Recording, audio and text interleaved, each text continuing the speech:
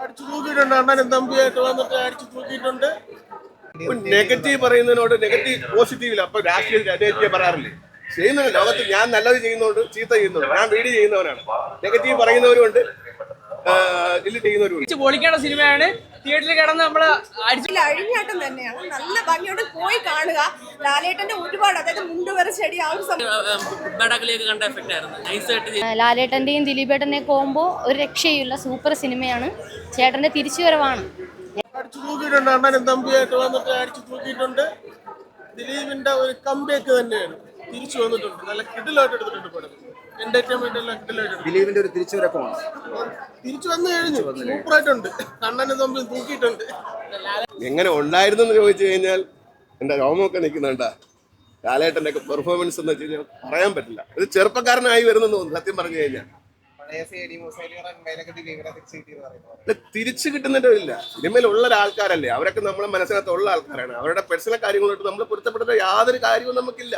കാരണം സിനിമയുടെ രീതി കാണുക. നമ്മൾ ആ രീതിയിലാണ് ഞാൻ പടം കാണാൻ വന്നത്. അല്ലെ ദിലീപ് ഫാൻ, അല്ലെ മോഹൻലാൽ ഫാൻ, അങ്ങനെ ഒന്നുമല്ല. ഞാനൊരു പേഴ്സണൽ മനുഷ്യമായിട്ടുള്ള കാര്യത്തിൽ പടം കാണാൻ വന്നു.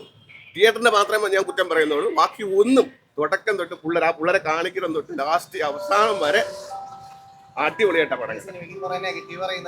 നെഗറ്റീവ് പറയുന്നതിനോട് നെഗറ്റീവ് പോസിറ്റീവില്ല. അപ്പൊ രാഷ്ട്രീയ പറയാറില്ലേ, ചെയ്യുന്നത് ലോകത്ത് ഞാൻ നല്ലത് ചെയ്യുന്നതുകൊണ്ട് ചീത്ത ചെയ്യുന്നുണ്ട്. ഞാൻ വീഡിയോ ചെയ്യുന്നവനാണ്. നെഗറ്റീവ് പറയുന്നവരുമുണ്ട്, ഡിലീറ്റ് ചെയ്യുന്നവരുമുണ്ട്. കേട്ടാ, ആയിരിക്കാം. ഫുൾ എന്റർടൈനർ 100% വിജയിക്കും. ലാലേട്ടൻ രണ്ടുപേരും ഒരേ കണക്ക് തന്നെയാണ്. ആണ്. ഓക്കെ, ശരി. പാട്ടൊക്കെ സൂപ്പർ ആയിട്ടുണ്ട് കേട്ടോ. വിവാദങ്ങൾ ഇതുമായിട്ട് പൊരുത്തപ്പെടുത്തിട്ട് നിങ്ങൾ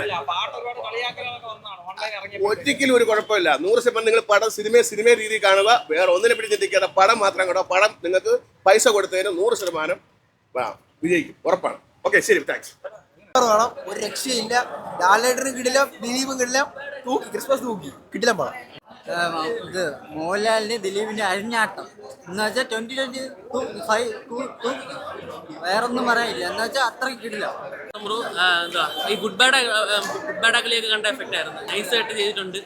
എല്ലാം ടെക്നിക്കൽ വൈസ് എല്ലാം കൊള്ളാം. ലോജിക്ക് നോക്കി പോലും നല്ല പടം. ഭയങ്കര ഇഷ്ടം. ബ്ലോക്ക് ബസ്റ്റർ, ഇതിന് വാക്കില്ല. അടിപൊളി പടം, സൂപ്പർ പടം. അതൊന്നും പറയാനില്ല. ഒരു കംബാക്ക് തന്നെയാണ്. പടത്തിൽ പറയുന്നത് കംബാക്ക് തന്നെയാണ്. 8 വർഷത്തെ ശേഷം വലിയൊരു കംബാക്ക് തന്നെയായിരുന്നു പടം.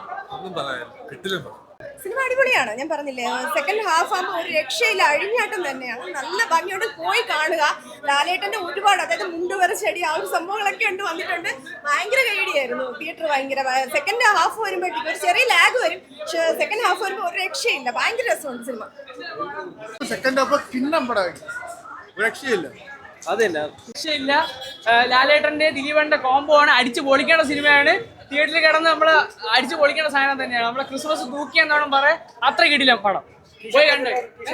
ടീഷർട്ട് ഇതിനു വേണ്ടി ഞാൻ മാറ്റി സാധനമാണ്. പോയി എടുത്ത സാധനമാണ്.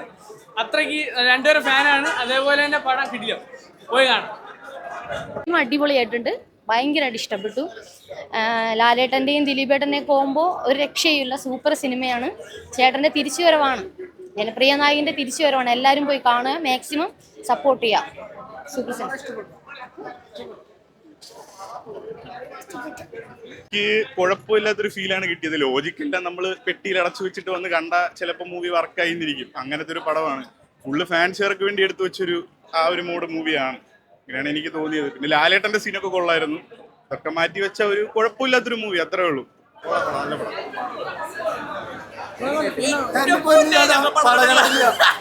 പടം കണ്ടിട്ടില്ല.